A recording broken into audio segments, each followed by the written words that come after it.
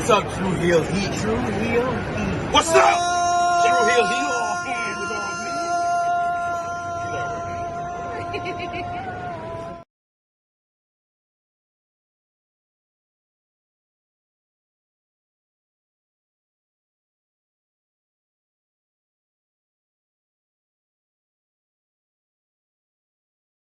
Heat. Rob Van Dam, listening to True Heel Heat. Pow.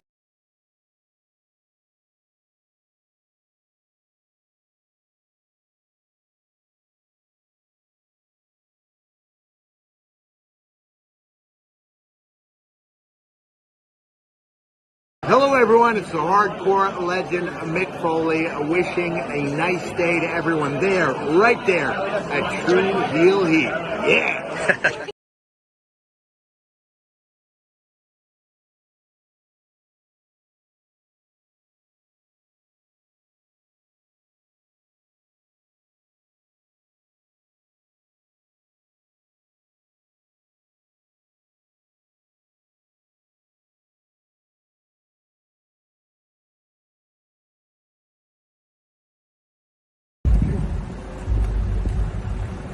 Yo, what up? You know what it is. It's your boy AJ Francis reporting to you live from New York City, the birthplace of hip hop.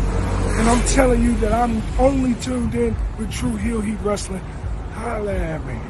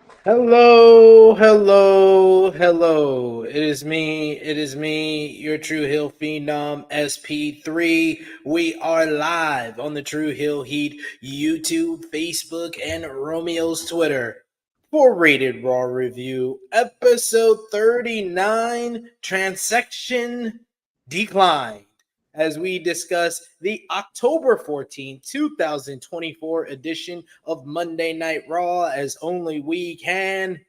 And to do that, once again, I am not joined by Mr. Romeo Anthony Colon because he went 2 weeks, and that was 2 weeks too many for him of showing up to work. So we got our substitute teacher here on Rated Raw Review back with us again, the lead candidate for the presidential election, Chase Oliver. How are you doing?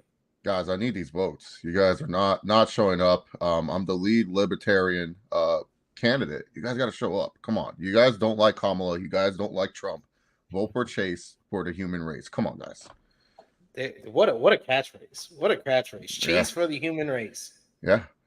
I pitched it to the real Chase Oliver. He didn't respond to me. So I don't know. He's doing it wrong. So he said he wants to post pictures of him holding a gun, and I'm like, this is not what we need. Come on, buddy. Well, I'm glad we got the Chase who is gonna get your votes. But yes, we are back once again with Rated Raw Review, our Tuesday staple here on the True Hill Heat YouTube channel. An hour early, but that means that we'll get done an hour earlier, probably even more, because this was a very bare bones episode of Monday Night Raw. But we are here to break it all down for you, so you don't have to watch.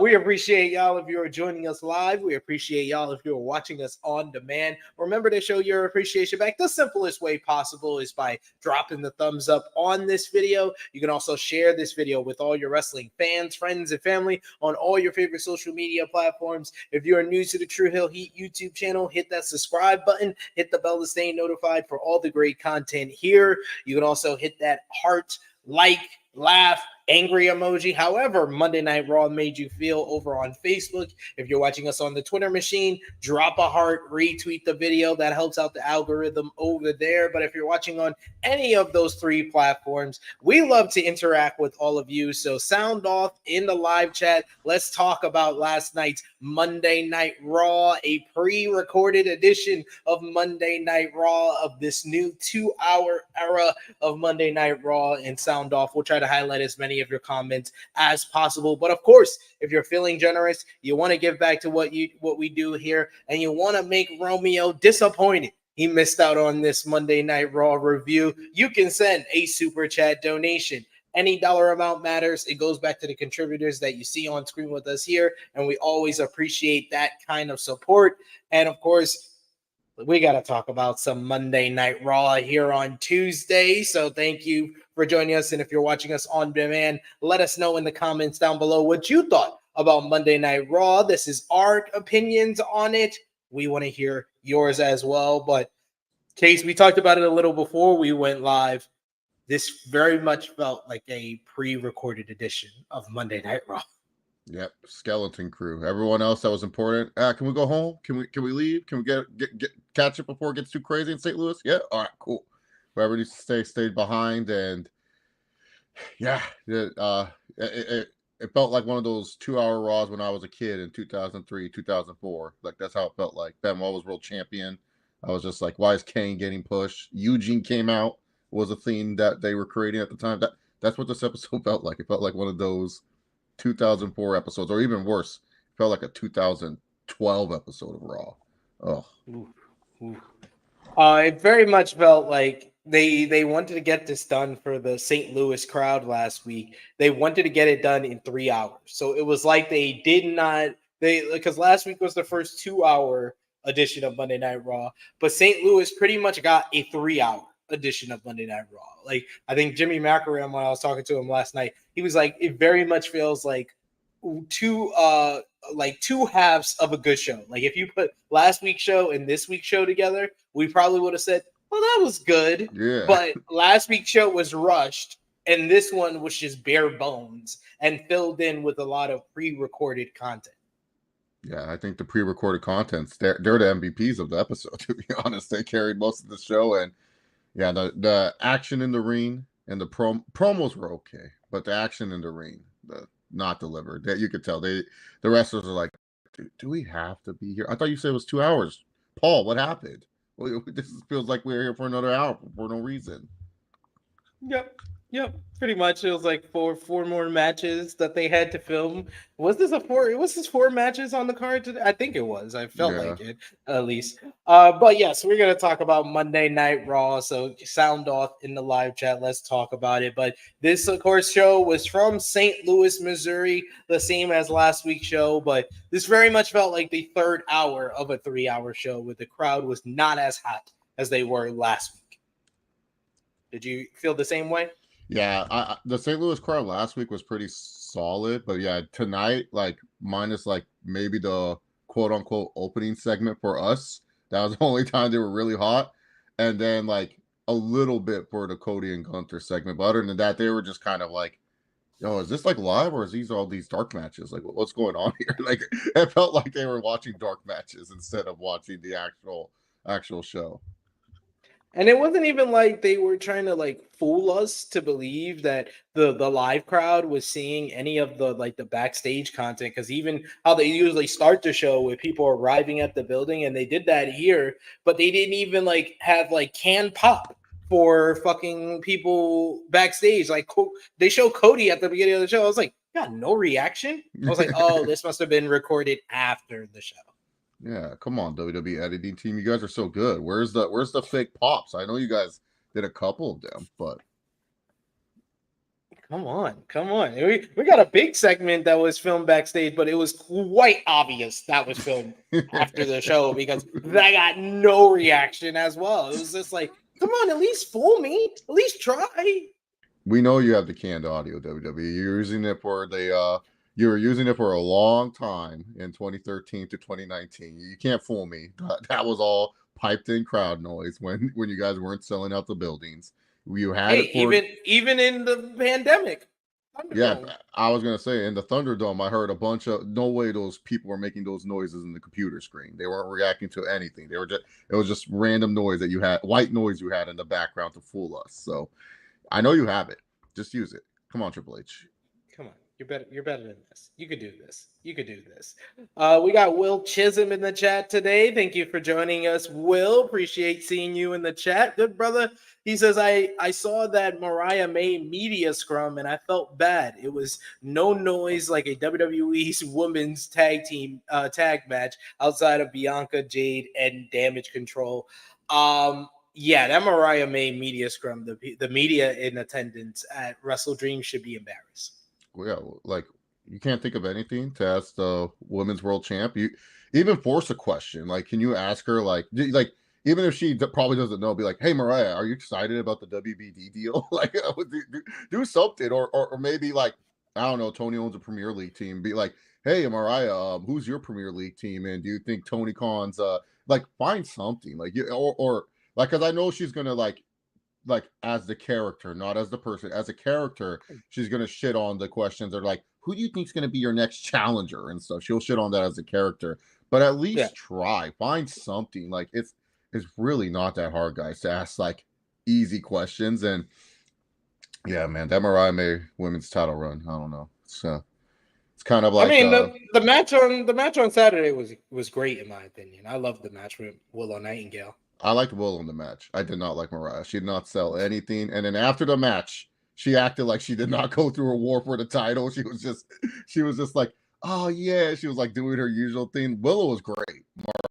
Mariah was just kind of like the Indian death block spot made no sense because like she didn't act like it hurt her at all, but they focused on that the whole time. And I was like, but yeah, no, Willow's great. Mariah, I don't know.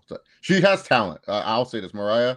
All the talent in the world. Maybe this is one of those situations. The first title run isn't the best, but then the second one, it takes her over the hump. But yeah, no, you guys got to ask questions. Like, don't be afraid. They're human beings just like us. Their bank accounts are just a little bit better. So, and you guys how would you compare your time in AEW to your time in Stardom? Yeah. Would you be interested if Mina Shirakawa was open to facing you for the AEW Women's World Champion? Wow. I just came off with that two off the top of the dome. Like that was embarrassing. Yeah. Like, are you afraid if Tony Storm comes back and then stuff like that? Like something. There's a lot. Or do you ever see a possibility that you and Mercedes will battle champion versus champion? Even if it's a stupid question, at least ask it. Like, who cares? Like, that's your job. You guys, I don't know how much they get paid. I know some of them do it for free. I don't know why, but they do. Like, maybe. I remember I went to Double or Nothing I went to the most recent Double or Nothings besides this last year. I think it was 2022. And I was in the suite elevator, and all the press enters through the suite area. And this guy and the girl, they were talking when I was on the elevator. And the girl was like, yeah, it's a solid check. So I decided to make the drive out. I live in Cali, da-da-da. The guy's like, yeah, I'm just doing this for free.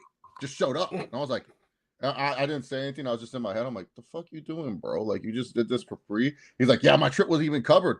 I have to do it. Gotta work for the grind. And I was just like, what an idiot, bro. You flew all the way from Vegas to do this for free?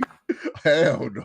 Like, look. He said, what an idiot. No, look, if AEW was doing a show in the forum and I get credentialed through Around the Point or you guys get me a credential somehow, some way, yeah, I'll do that. It's in the forum. It's only in a 30-minute drive. I'll do it for free. Sure. But freaking, I'm not driving to Vegas or flying out of my way to go do a press conference. What does that get me? What the hell? That's true. Like, yeah, do that for free? No way. Oh man, that's hilarious. But yeah, we started off the show Monday Night Raw with various superstars arriving at the building. Cody Rhodes. We then saw Rhea Ripley, who did get a reaction from the fans, as this is live, quote unquote. The camera followed Rhea through the backstage area. She went through Gorilla and came out to kick off our show this week. She gets on the mic and Rhea axes and calls out Liv Morgan and Raquel Rodriguez. She said that she went all the way to SmackDown to get some revenge for what they did at Bad Blood, but she wants them to come out here, right now. Instead, though, she got SmackDown's own Miss Money in the Bank, Tiffany Stratton. Stratton had a message from Nia Jax for Rhea, and she tells her to stay out of her business or else. Ripley would have a big problem, as Morgan is now Nia Jax's business, as they will face at Crown Jewel for the Crown Jewel Championship. Rhea told off Tiffany Stratton, saying that she's got another thing coming and that Nia doesn't want anything with her. They go face to face and start arguing a bit until the WWE Women's World Champion Liv Morgan and Raquel Rodriguez attack from behind. Rhea gets the better of Liv for a bit until Raquel is able to pull her off after dropping Tiffany Stratton. She hits Rhea with a big boot, laying her out, and then Liv Morgan grabs up the Miss Money in the Bank contract and hits Tiffany across the back a few times before the two members, or one member of the Judgment Day and one fringe member of the Judgment Day, stand tall here. And then after a commercial break, we see Rhea Ripley is backstage and approaches Adam Pearce, demanding a match against Liv Morgan and Raquel Rodriguez. Pearce agreed, but said that Rhea needed a partner. Ripley was annoyed and didn't have anyone in mind, knowing that she was like, "Can Damian Priest be my partner?" I was like, "That's not how this works, Rhea. That's not how this works." Stratton then shows up just in time for Pearce to suggest that she was like, "How about she be your partner?" And Rhea says, "Fine." And Tiffany didn't know what that meant, but she would find out later that it meant the main event would be Rhea Ripley and Miss Money in the Bank Tiffany Stratton versus Liv Morgan and Raquel Rodriguez. What did you think about this opening segment? I felt like this after Bad Blood, but this segment confirmed. I was like, they legit jumped the shark on Rhea Ripley and Liv Morgan. It really feels like the peak of this was Bash in Berlin, and they just been dragging this shit along for the last month now. Yeah, they have been dragging it on. It's because Raw has not created any baby faces for Liv Morgan to face. And so she's stuck in the Rhea vortex for the time being. They brought in Raquel, obviously, to distract Rhea from Liv Morgan. But then there's the problem. Who the fuck does Liv Morgan face? And so, Raquel Rodriguez is not interesting enough to freshen this up at all. No, she like I was like, look, Raquel Rodriguez, I knew she was like kind of dead in the water when she was a babyface. When her gimmick on like NXT, she was good, but then on the main roster, when her gimmick was she has back muscles, I was just like, who cares? Like, I'm sorry, like it was just like, why is she showing me off her back? Like, and then they were trying to give her a goopy nickname, like they're calling her the tree, like in Spanish, like Ponde something. Like I forgot. Corey Graves said it, and I was just like, I was just like, bro, this is like when Kofi Kingston won the Intercontinental title, and he's like, I'm the Wildcat, and I was like, what? You the what now? Like Chris Harris? Like what is this? Like I could not believe it. But yeah, no, it Tiffany Stratton was good. Like I can't believe how hot she is sometimes. Like she'll like it's Tippy time hits and then everyone pops. I'm just like, when did Tiffany Stratton just became over? Like I don't know. It's like LA Knight. He just became over. Same with Tiffany Stratton. But yeah, this really was like, yeah, you could tell that this episode was taped just working a women's tag match as the main event. But yeah, no, this felt like it just didn't do anything for me to say, yeah, I'll stay on Raw tonight. No, the Yankees were playing and the Jets and Bills had a big Monday Night Football. I'm watching that. I'll catch this on the replay.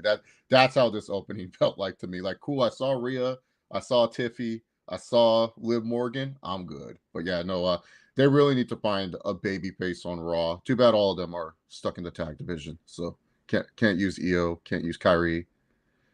But how do you complete this? Because they have to have some type of like blow I off. don't Because know. we got a bunch of messages on this show that at least WWE is putting out there. I think that they're putting it out there because they're going right back to it. But they said too many times on this show that okay, we're moving on from Finn and Damian Priest, and we'll get into that with the backstage segments and other stuff that we saw on this show that indicated that. But it really feels like Rhea and Liv there's nothing interesting left for them to do. I feel like they have had some version of this opening segment for the past month now, and it's not as interesting as it was pre-SummerSlam. Yeah, probably the vintage, like, we'll put them in a gimmick match, and if Rhea loses, she can never challenge for the world title as long as Liv is champion gimmick. Like, that's the only way that you can get out of this, because Rhea's not going to rest until she gets her revenge on Liv, but then Rhea's still pissed at Dom. So they really got to find another foil for Rhea Ripley. I don't know who that foil is. I don't know who she can get distracted with. I don't think the tree is good enough for that. So who knows? We're really going with calling her the tree. I don't know what her gimmick is now. Like, she's just Liv's bodyguard, I guess. Back muscles, big mommy cool. Yeah. We get next up the WWE Women's Tag Team Championships up for grabs as you had Damage Control's Io Sky and Kairi Sane challenging the champions Bianca Belair and Jade Cargill. You even see NXT's duo from Metaphor, Lash Legend and Jakara Jackson there in the front row to watch this match after coming up short against Cargill and Belair on SmackDown. Zayn early on wiped out Cargill with a big dive to the outside. You get Io and Kairi controlling Belair after the commercial break. Belair speared Sky, and they each made tags. Each team seemed to be treated as baby faces here, so they didn't do the usual hot tag sequence. Zayn initially had the edge on Cargill until Cargill powerbombed Kairi. Sky broke up the cover, but Cargill chucked her out of the ring.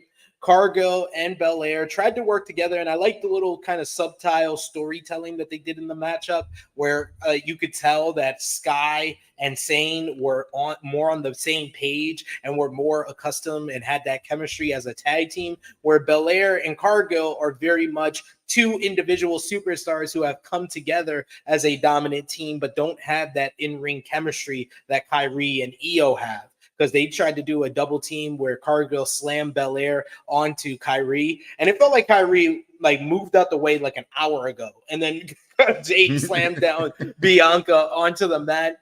Zayn moved out of the way. This led to Damage Control coming back and doing a similar bit of offense, but theirs connected as Io launched Kairi into the air for an insane elbow on Belair, but only got a near fall.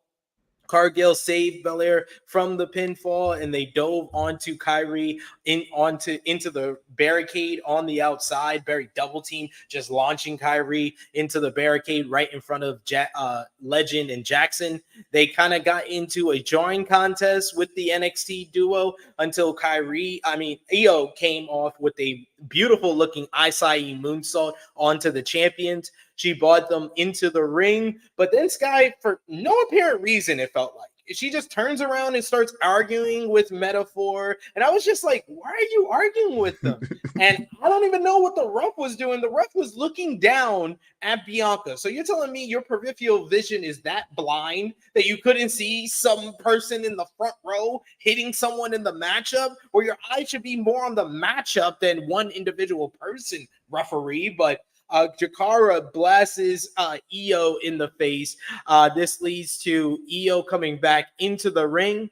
Belair picks her up in a suplex position and then transitions into the KOD. 1, 2, 3. Bianca Belair and Jade Cargill retain the WWE Women's Tag Team Championships. This is Belair getting her win back against Io, but mostly due to the interference of the Meta Girls. And this seems to kind of tease that we're either setting up a Damage Control versus the Meta Girls, or maybe even a four-way with those three teams, as well as Chelsea Green and Piper Niven down the line. I expected more from this matchup. It got cut off by the commercial break, so we only saw about 5 to 6 minutes of this 9.5-minute matchup. I wanted a little bit more. The crowd was more into this than your usual women's tag team matchup, but I just wanted more from this. This was fine. What did you think? Yeah, most Raw openers, they're normally like the second or the longest match of the night. So it was weird that this got cut off. And I really didn't feel like they hit the next gear that they needed for it to, like, when the distraction happened. Of course, WWE being so smart in this, they booked this match for the Raw. And then, of course, it's taped. So we know Bianca and Jade are not losing their tag titles when they booked a Meta-4 to take them on SmackDown. I was like, wait, they're not going to lose. So, yeah, smart on them. Yeah, seems like that's going to be the move there, a fatal 4-way match. And, Bianca and Jade hinting at, maybe all things aren't going good in the waters. They came out in different ring gear. I know a lot of people make a big deal out of that. I thought the ring gear was matching a little bit. That Bianca was pink and yellow. She was yellow and pink. But yeah, you could tell with the mistimed double teams that they weren't on the same page compared to Io and Kyrie. I love Io and Kyrie as like Io and Kyrie. They're probably honestly the best women's tag team that they have. So maybe you should put the belts on them eventually. But no, knowing Triple H, he loves Chelsea Green. Chelsea does so much for him, like just in general. And I wouldn't be against Chelsea Green or Piper Niven getting the second run with the tag belts, just because at least with Chelsea, like she managed to get a feud with Michin. Like I'm all like, bro, like who gets a feud with Michin? Like Michin, I don't even know what she does at the time. But Chelsea Green got a dumpster match with her, so she at least can do that. Like if you want the good wrestling, you go with Damage Control. If you want like the storylines and characters, you would just rely on Chelsea Green. So hey, it works either way. But you kind of have to feel like Jade and Bianca should get a longer reign than their first time around. So I wasn't expecting them to lose here, even despite it being a taped episode, and I would have known who won based on the titles and everything. But I did not expect this to be the title change because it feels like too soon for Jade and Bianca to drop those titles. Yeah, they shouldn't have dropped those until December, January-ish, somewhere around there. Yeah. We got I Make Beats in the chat. Good to see you, good brother. He says, either way, good to see my NXT girls on main roster shows, but I hope they take this somewhere. Do you see this like parlaying into maybe the Meta girls coming up, getting called up to the main roster? I feel like they're not quite ready, especially Jakara. More Jakara than Lash. I think Lash, you could find a place for her in that she would stand out on the main roster. Yeah, I don't even know. I thought Jakara was just a manager. I didn't know she wrestled. I'm being honest. I literally thought she was just a manager for Ora Mensa and Noam Dar. I was like, wait, she actually wrestles? Like, and then I went back and I watched a level up match, and I was just like, I went back because I wanted to see her wrestle. I thought she was just a manager. I didn't know she wrestled. And yeah, she's not. Like, look, there's plenty of women down there, JC Jane and all these other women, way better than Jakara Jackson right now. Yeah, JC Jane, I think that she proved in that 6-man on NXT last week. She would be, I think it's safer for her to do it in a group, but she did not look out of place against like Bianca and Jade last week. Yeah, exactly. Who's that one girl that they called up? I haven't seen her since. Kiana James, where's she at? She got injured to be fair, but okay. Kiana James and Blair Davenport was a mistake in this job. Neither they nor the WWE main roster was ready for that call up, it seems. Yeah, but Blair Davenport, she can actually, she's useful. Like she can actually do stuff, and she can wrestle, but it just seems like I don't know if the lights are too bright or she just didn't have good chemistry with Naomi, but those matches were not good. Yeah, so I don't know. Maybe it's a chemistry thing. Give her another chance, Paul. I believe in you. She's good. Yeah, I think that Blair is good. She's a former World of Stardom champion, so I think that she has talent, but just hasn't worked on SmackDown quite yet. We got Will who says chances we see Io and Kyrie pop up on NXT tonight. I mean, NXT is going to be back on in Orlando for tonight's show. And they're not going against AEW, so I don't think they're going to have as much main roster talent as they've been having over the last 2 weeks on their show. Maybe I could see that. If they didn't travel to Europe, they'll be on NXT. If they travel to Europe, it's over. they're like I'm pretty sure Io and Kyrie, they love traveling. So if you tell them no Europe trip, they're probably really sad right now. So I don't think they would say no to not going to Europe. They love traveling. Good point. I was gonna look it up. I got a link here. This is from yesterday in Liverpool, England. It says Jey Uso over Braun Breaker, Naomi over Tiffany Stratton, Andrade over Santos. You had Nia Jax defeating Bailey. Does not seem. No, I don't see Damage Control on this one at least. So not on the list. So yeah, they'll probably be on NXT tonight. Then they didn't make the list for the trip. Yeah, because this is a joint show. It seems. Yeah, because it's both SmackDown and Raw. Because you had Jay and Braun on here. You had Gunther beat Chad Gable. I would love to see that. Oh wow, that's actually yeah. I was like, are they pushing Gunther as a babyface on this tour? Well, yeah, I would just say screw it. He's the babyface. Chad Gable makes sense too with the whole American Made gimmick. It's not working well on TV, but over there they would boo it easily. 100%. But yeah, that's a good shout then. Yeah, they're not on this tour, so yeah, probably Damage Control will be on NXT tonight. I make beats also saying I'm invested in NXT at this point. Love all the interwoven stories. And he also sends a super chat donation. Thank you so much. I make beats. He says, I know it's the wrong stream, but ZSJ brought it home. Indeed. We did our King of Pro Wrestling review yesterday, and man, we were all stoked and happy. I think I was so high on that show because of ZSJ winning in the main event. Any thoughts on Zack Sabre Jr. winning the IWGP World Heavyweight Championship, Chase? Yeah, long time coming for ZSJ. He definitely earned it, and I'm happy for him. Like, he did the work. He was like some skinny, lanky guy when he was going against Okada at his peak, and he beefed up. He got into the heavyweight status, and he had a really terrific year for him, at least in New Japan. Like from 2023 to 2024, you could argue he's the best New Japan wrestler. So I think that it's well deserved, and he probably won't win at Wrestle Kingdom, like defend it successfully, which sucks. But rooting for him. Gaijins never seem to win. It's gonna be interesting. He's racing Sonata on Sunday. I'll be at Royal Quest in London, England on Sunday when he versed Sonata in the main event. And they did a lottery this morning because after he won the title, it was Shingo Takagi and Shoto Aminu who came out as potential challengers for him, maybe at Wrestle Kingdom. And they did a lottery this morning where Zach and Sonata basically did the lottery where they picked who would be their challenger for whoever wins the matchup at Royal Quest, and Zach picked Shingo. So if he wins at Royal Quest, his next challenger is going to be Shingo, and that seems like that would be a Wrestle Kingdom type main event.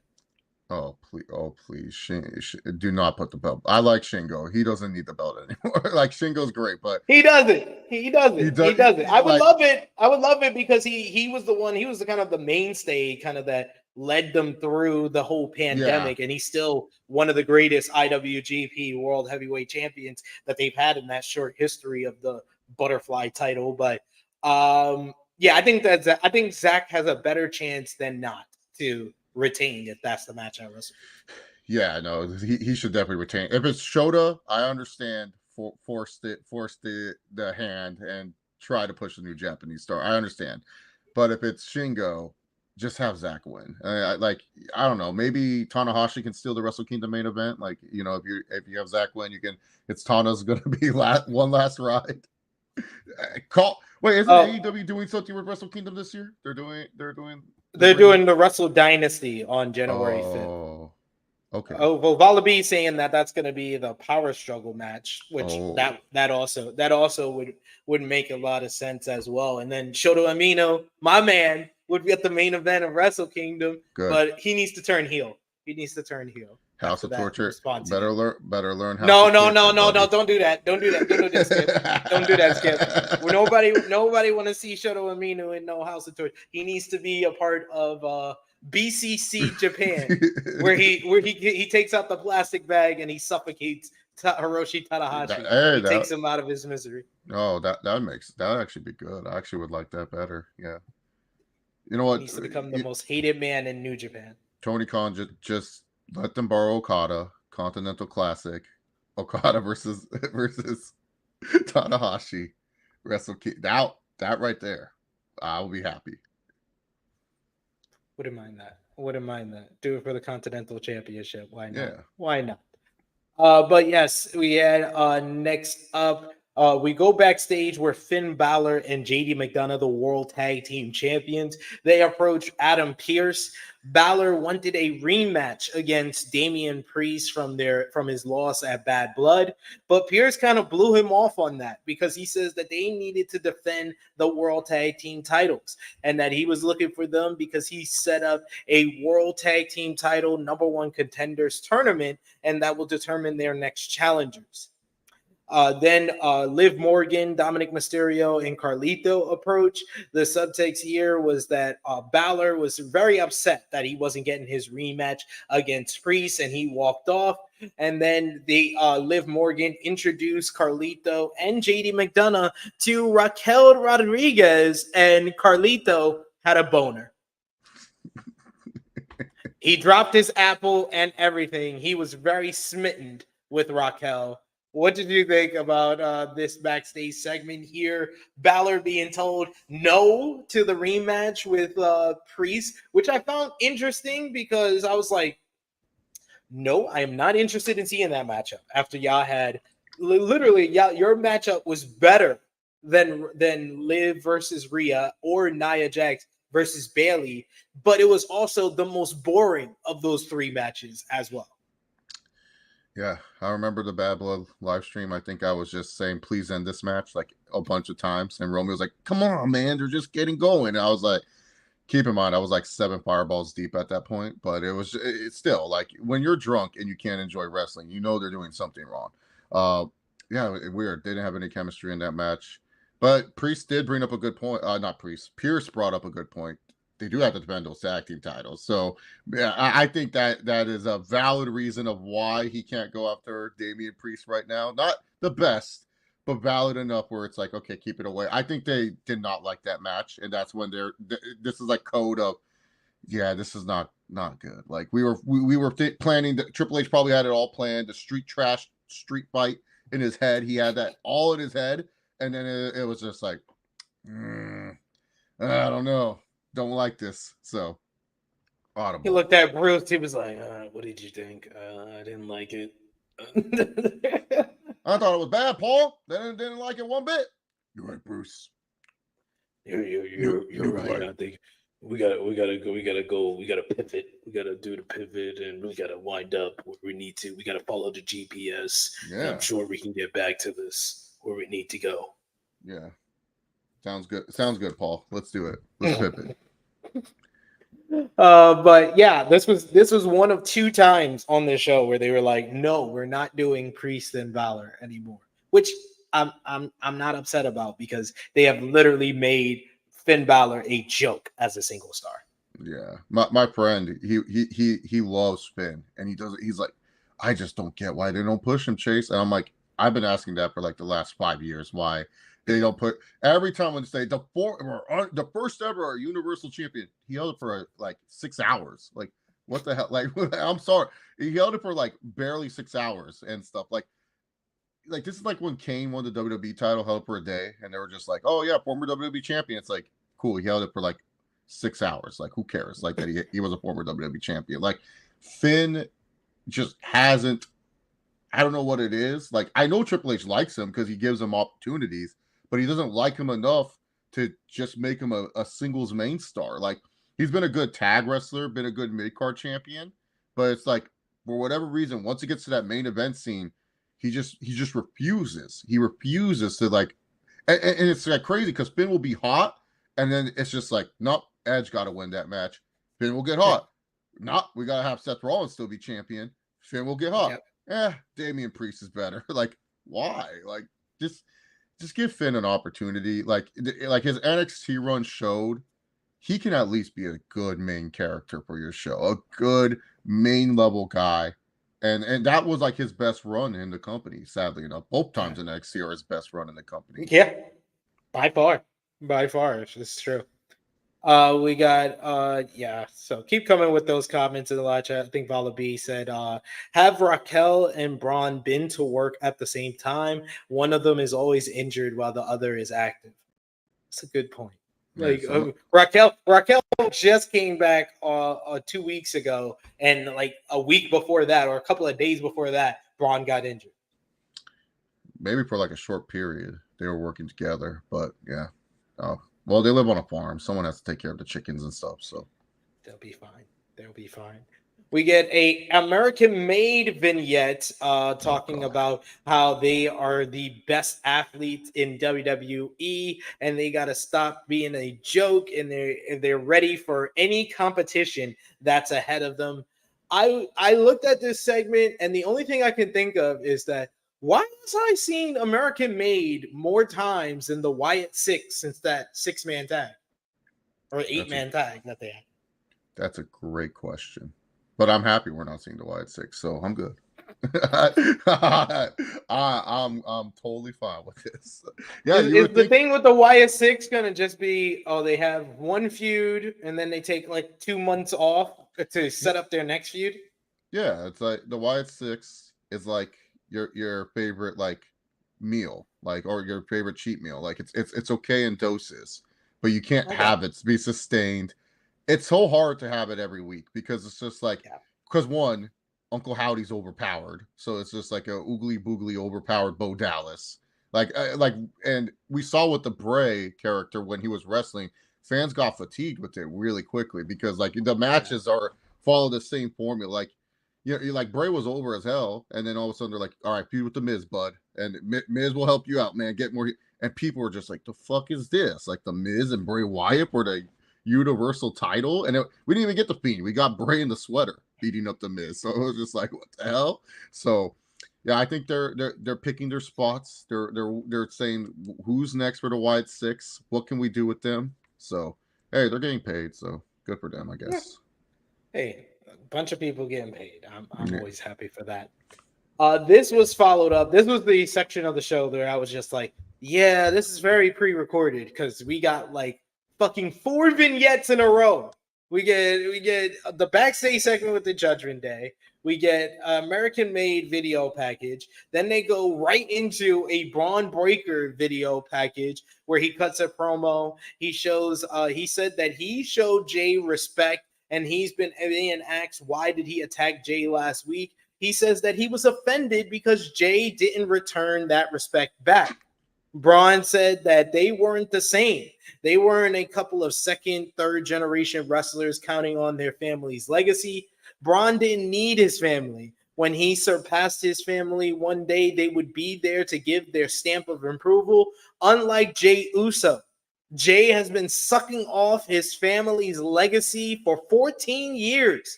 He said when his cousin was on top, what did Jay do? He just left him and betrayed his family. Jay wanted to do things on his own, but he take this ass kicking on his own too. Braun was coming for his Intercontinental Championship, and Jay's family could not save him. I like the promo. I hate the explanation because this explanation just read as, oh, wait, we forgot Goldberg's back and he wants a match with Gunther. So Braun, you have to stay heel in the mid card. Yep, that's pretty much it. Goldberg, he's getting that Canadian paycheck. He liked it. He liked when he went to Toronto for Survivor Series. He's going to Montreal in Survivor Series for Gunther. Let's do it, buddy. I'm here for it. Goldberg getting a one last badass spear. I'm good. I think he's coming to Indianapolis for Royal Rumble next year. I think that is Punk in Vancouver. Okay. Yeah, it could be. It could be.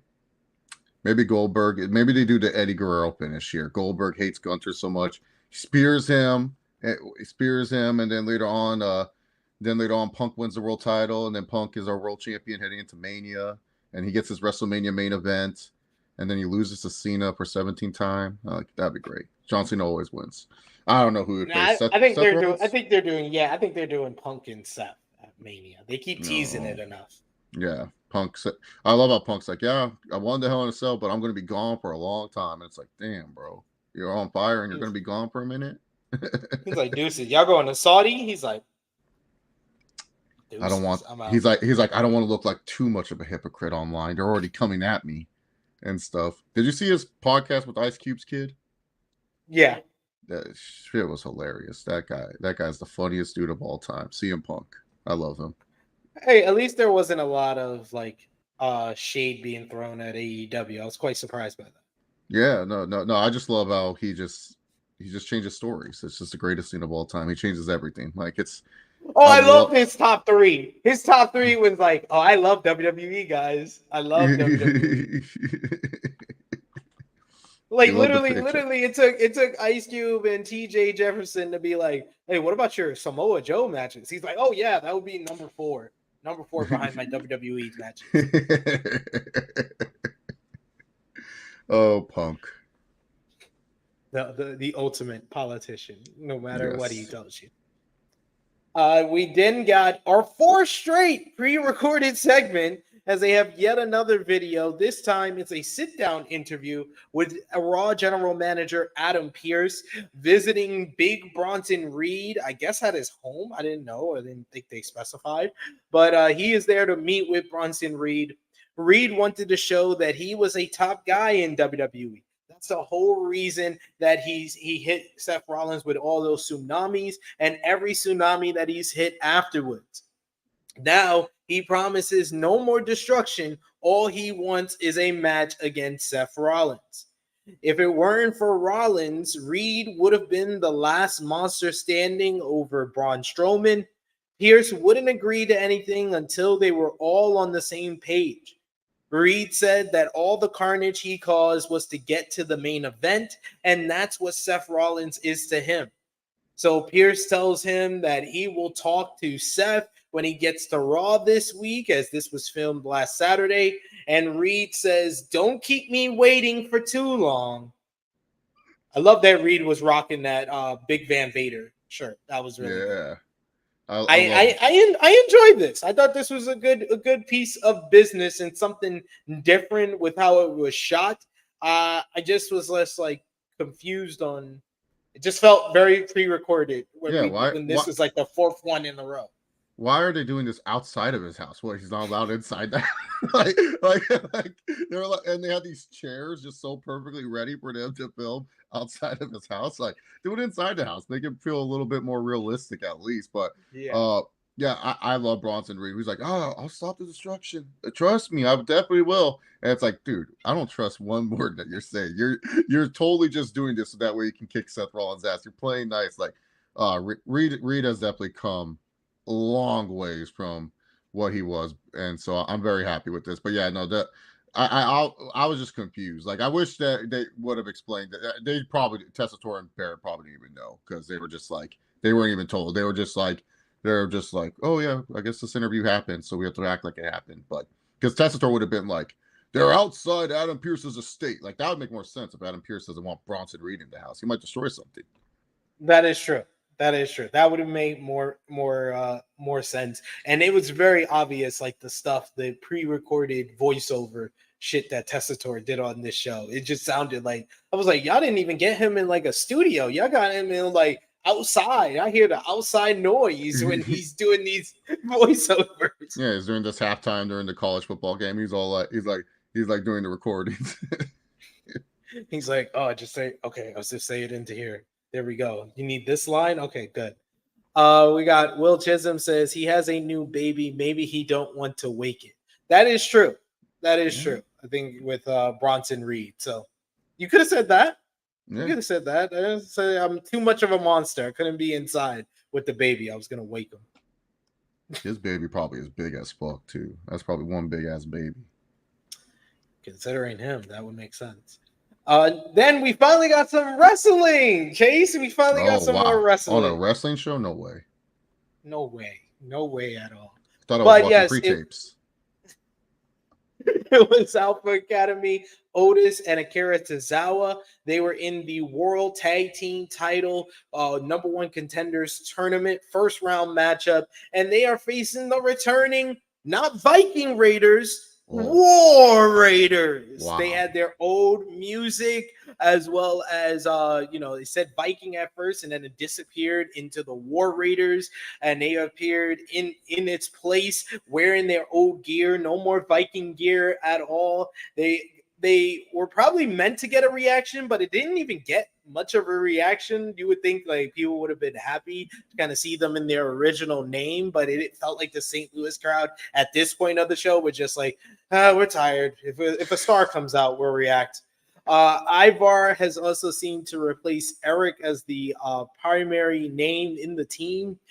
You get Ivar and Eric. They really kind of dominate this one. They did give a little bit of offense to the Alpha Academy, where I was just like, God damn, I feel bad for the Alpha Academy, because Otis could have been one of the most over baby faces on this show based on the angle that they did in the spring and the summer with Chad Gable, but he seems so far off from that now. He always gets a reaction when he wrestles in the ring, especially when he goes for the Caterpillar, till he got cut off by Ivar in this one. Then they isolated Akira Tozawa, and they hit this basically like a elevated back suplex into a big splash for the 1-2-3.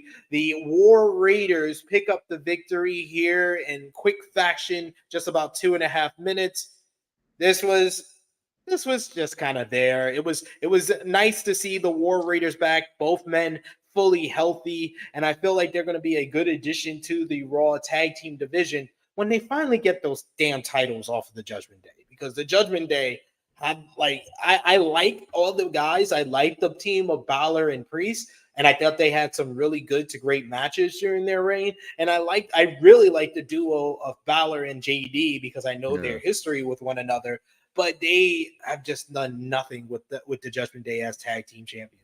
It feels like the titles are stuck in one of the storylines they care about, but they don't care about making any storylines about the tag team titles when the Judgment Day had.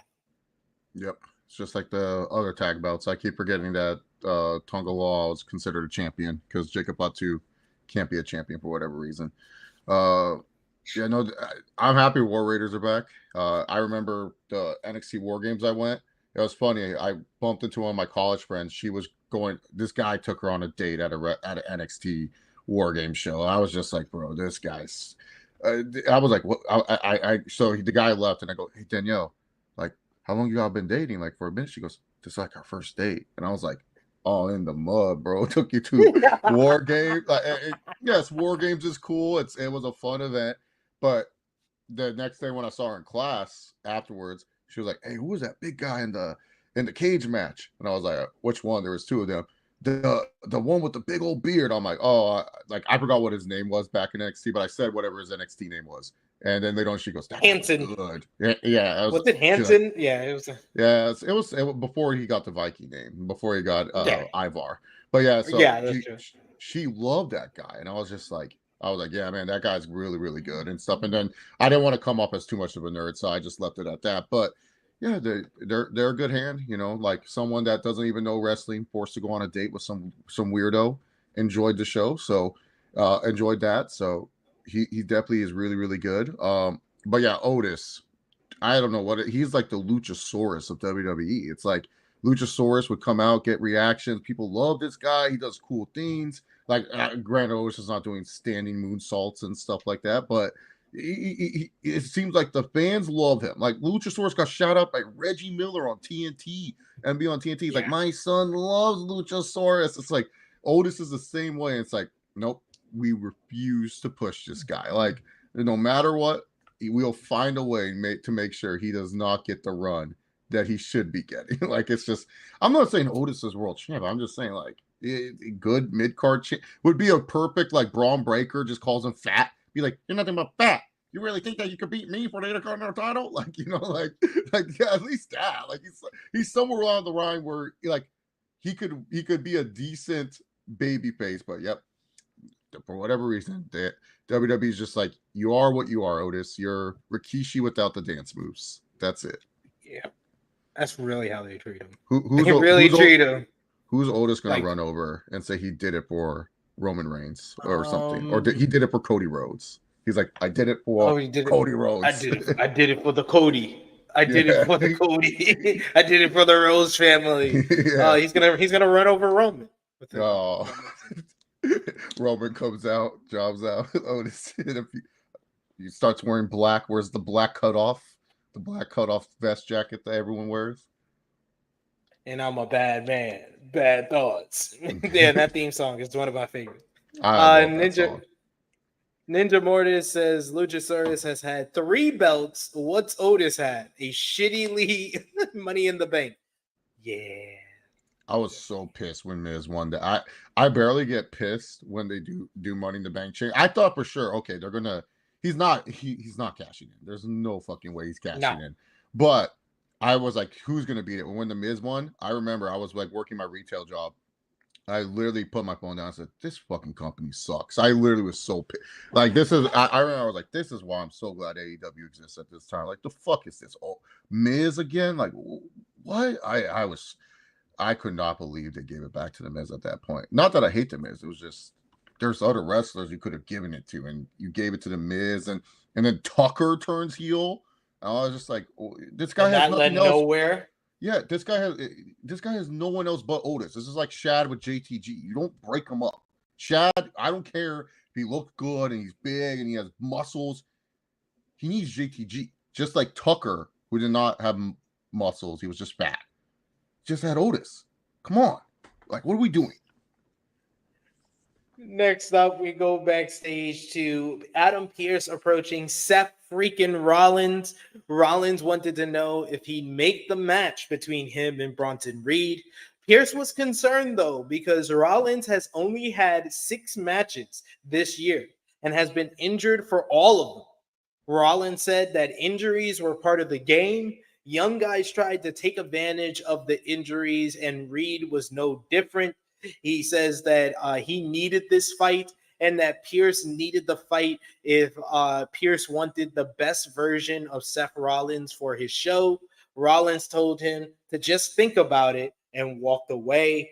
I mean, Adam Pearce, how bad are you at your job? Like, this is an obvious match to make. Why do you need fucking Seth Rollins to convince you? Like, I was thankful because we got at least serious Seth Rollins. Rollins wasn't like he was to start off his promo last week and all that nonsense. I like when he's more serious and he takes something in the proper tone. And this was the proper tone here. But it just felt like I was like, so we did 2. I was like, after I was waiting to see what the Bronson Reed segment would set up later in the show with Seth, and then I saw both of these segments and I was like, so we accomplished nothing with both of these segments. Cool. Like, and it makes no sense because Adam Pearce has had people who are injured wrestle on his show. So that's why it's just like, wait, so why are you concerned about Seth Rollins' injury compared to Bronson Reed? Like, if he said that, like, I can't have you go out there against Bronson Reed because the last time you were, like, coughing up blood and stuff like that, like, that would make a little bit more sense. But, yeah, no, like, Seth Rollins, like, his whole time as world champion, he was injured, and like for the most part, like near the tail end, he was injured. This guy can wrestle just fine. And like, I don't understand like why we can't announce, like maybe they're just like, we can't announce it for this Raw, we can't announce it for that Raw. Fuck, when do we announce this one? Oh, the go home show before Survivor Series or something. Like I don't know. Probably a go home show before. If it's not going to be, it should be at Crown Jewel because it is a built up story, and I want Reed to win this first one. And I feel like the most memorable way for him to win the first one is on a PLE, and it probably should be at Crown Jewel because you're going to need more for Crown Jewel than these fake bragging rights matches. I wonder how much power Turkey, if you guys don't know who Turkey is, he's the guy who does Riyadh season. He has a lot of money, and he just spends it on whatever. I appreciate him for the boxing aspect because he's the reason why these boxers fight each other now. But I wonder how much power. Like, do you think Turkey is like, oh yeah, Bronson Reed and Seth Rollins? That's what I want on my crown jewel. He's like, look at that big boy. I want that big boy in Saudi. Yeah, I think Turkey would like that. Yeah, maybe he can tell the prince that's Yokozuna. Like that's Yokozuna. You wanted Yokozuna, right? Yeah, we got him. We got him right here. Yeah, bro. We got Yokozuna versus Seth. Big match. So I saw in the chat Safet letting us know that the new PWI 250 women's top 10 list came out. Do you want to hear the list, Chase? Yeah, I saw it. It was interesting for sure. I like it. So we got at number 10 Athena, the longest reigning. Yeah, I agree. She should be top 5, honestly. Yeah. The longest Ring of Honor champion of all time now, over 650 days. Number 9, the reigning AEW Women's World Champion Mariah May. What's the time frame for the list? What's the time frame? What does it say here? I believe this is from it says October 1st, 2023 to September 30th, 2024. Okay. Willow won the women's title. Okay.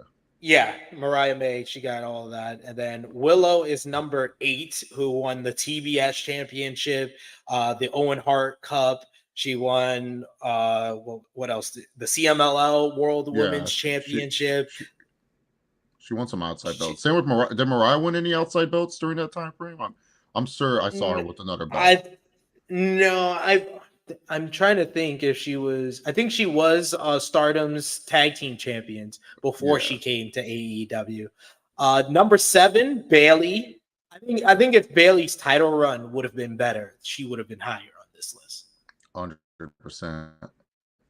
Because she usually winning of the Royal Rumble and then winning your top title at WrestleMania makes you an easy top 5 for PWI. Yeah, easy top 5. You normally just your lowest would be 5 if you don't do anything with the title. Yeah.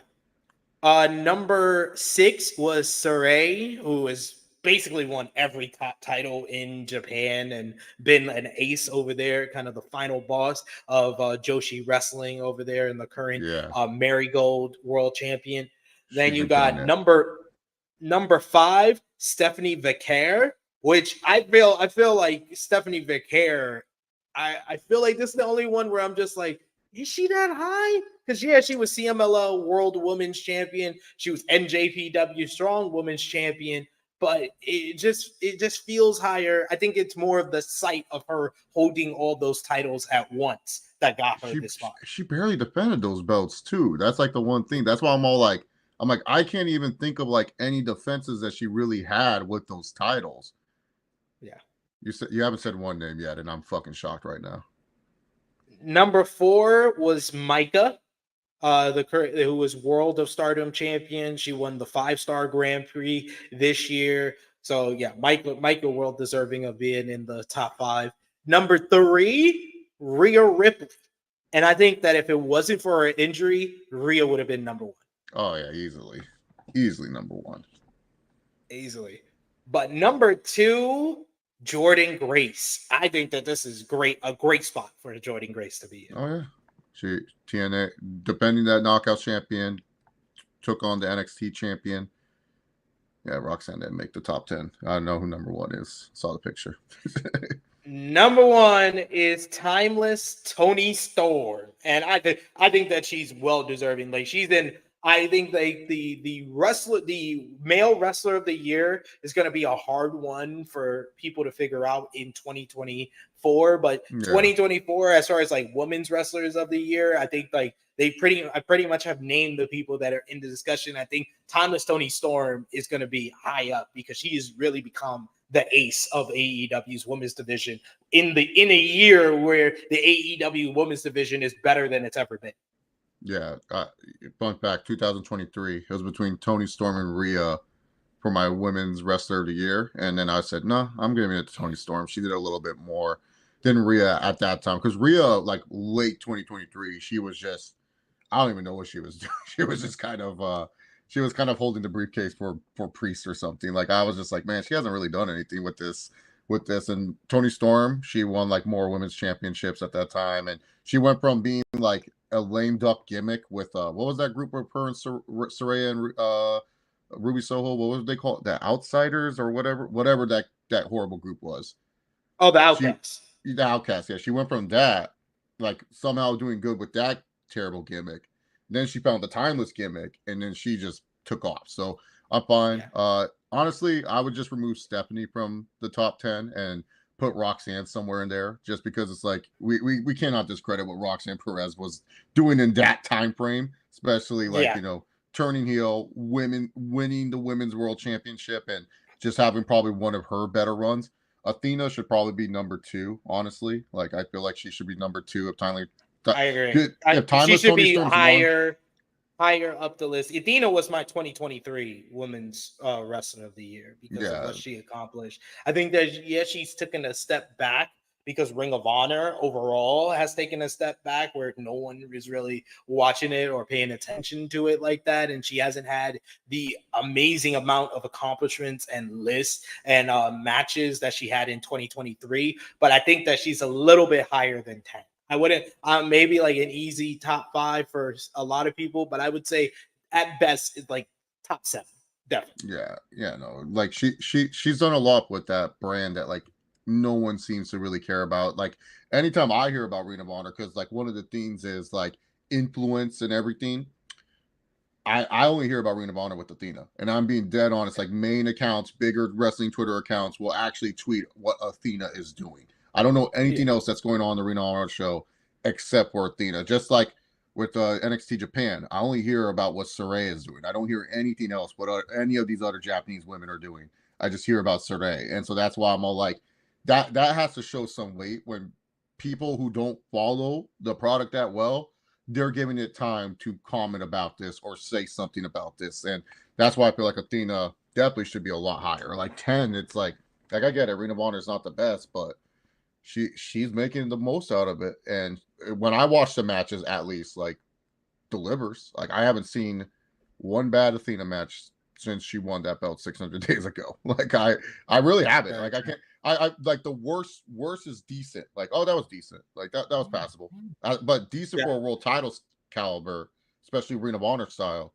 That's good for most wrestling fans. So yeah, I would say for me, like 2024 Women's Wrestler of the Year, my top 5 would probably be Timeless Toni Storm, Jordynne Grace, Saraya, Micah, and Roxanne Perez. Yeah. With an honorable mention to Willow. I feel like the thing that stops me from putting Willow in that top 5 is the fact that she's yet to have like a focused, concentrated push in AEW. It's like everything that's happened and the titles and the stuff she's won outside of winning the Owen last year, it's kind of been because of other people. Yeah. It's like she won the TBS championship to set up Mercedes Moné winning the title from her. She won the NJPW Strong Women's Championship because Mercedes got injured. She won the CMLL World Women's title because Stephanie Vicaire left CMLL and went to WWE. Like, if they gave her a concentrated push that led to her winning the AEW Women's World Championship, she would be an easy number 1. Yeah, no, Willow probably is like the best jobber to the stars wrestler right now. Like she'll do good stuff. She wrestles really well, but she never winning. And so that was Bianca in NXT for me. I was just like, dude, this girl's good. Yeah. And then losing to Shayna Baszler's fine, but then she would lose to other women. I'm just like, wait, what? Yeah, Bianca lose to her? What are we doing here, Paul? Like, this girl's good. Well, Chase, I don't see color. Oh, that makes sense. I forgot. You don't see color. My bad. That's very true with Vala B, who said Saraya isn't even signed to Marigo. She's basically a freelancer who also runs the Joshi equivalent of cool. PWG shows. Yeah, because she's been in everywhere. She's been everywhere in 2024. She's been in Stardom. She had a great matchup with Mayu Iwatani. She's been in Marigo, tearing it up with like Julia, and in their 5-star Grand Prix type tournament. Like she's been, and then she has Saraya-ism, which she's had great matches over there as well. Totally agree. Saraya to a lot of people I've seen is their wrestler of the year. If you follow Joshi, she made a huge comeback after that horrible NXT run. I blame the bookers on that, making her some Japanese schoolgirl. I bet you right now, Triple H is sending EO every day. Make sure you convince her to come back. we need her in this roster. Like convincing her, it's changed. It's changed. Trust me. Look at Gilia. Look me. Tag champ. Gilia. Future woman champ. Come back. Come back. Mercedes obviously didn't qualify, right? Because she didn't wrestle enough. Yeah. I would think that would be the reason why she didn't qualify. I would say Mercedes would be like, if I did like a top 10 women's wrestler this year, I don't know if she would make it. I'm sorry, because of those two duds at All In and All Out. She doesn't wrestle. She doesn't wrestle. Her I was so annoyed when they like she's in the building for the pay-per-view. So I was like, oh cool, maybe we'll get a Mercedes match or something, like or segment, something of that nature. Yeah, I thought they would at least do a segment instead of just a backstage. And then it's just set up a match for Dynamite, and I was just like, oh, what? Oh, just have her come out, squash, be a dick here. Then have the Born Again Chris come out. I don't know, something like Mercedes is not a good year for her. This is her. What's an NBA comparison like that? Like when a player comes back from injury, but they're really not 100%, and we're just like, oh, this is like KD's first year on the Nets, where it was just like we know he's still. I was gonna say Dame Lillard last year. Oh yeah, that's a good shout too. Dame on the Bucks, like we know he's Dame, he's good and stuff, but just not in the right shape. Just not good right now. Yeah.